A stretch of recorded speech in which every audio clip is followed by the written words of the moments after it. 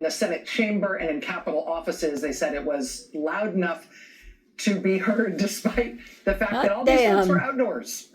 People who participated in this protest today in Austin, Texas said as the march wound its way around the Capitol and through downtown, people in Austin just started flooding out of the buildings along the route of the march and joining the march. Wonderful. That was Austin. This was Olympia, Where are Washington Democratic leaders today. in all this? This was Richmond, Virginia today. This was Trenton, New Jersey today. This was Columbia, South Carolina today. Oh, and it's sweet.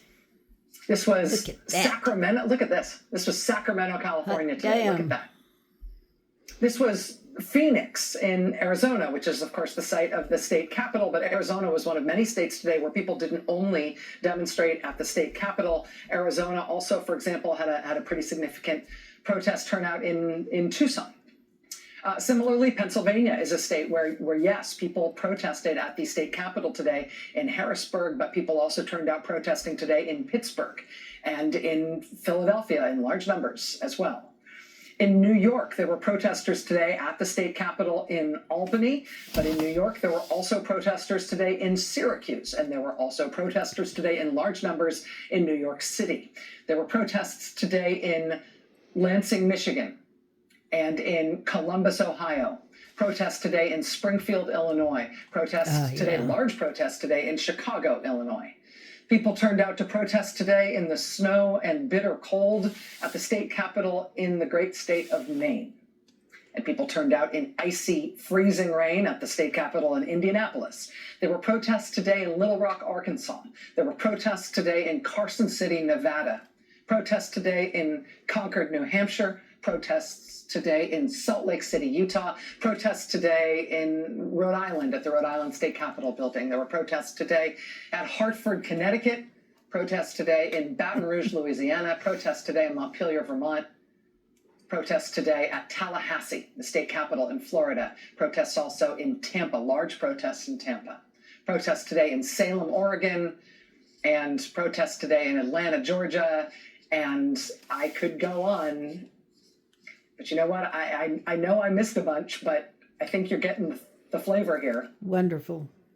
There were protests absolutely all over the country today. 2.5 weeks into this new administration, protests against the destruction of the federal government, protests against what appears to be the illegal mass firing of government officials and shutdown of government agencies that they are not by law allowed to shut down. Red hot anger at these protests today about the president allowing his top campaign donor to access the sensitive personal and financial and apparently now health-related information about all American citizens that is held in government computer systems. Him handing that information over to his top campaign donor, apparently without restriction and without regard to law. I mean, forgive me, but whatever genius strategists are telling people who are opposed to Trump, oh, hold your fire. Nobody's going to be upset yet. Nobody's going to be upset yet about what they're doing to immigrants and what they're doing to trans people and shutting off foreign aid. None of these are popular issues.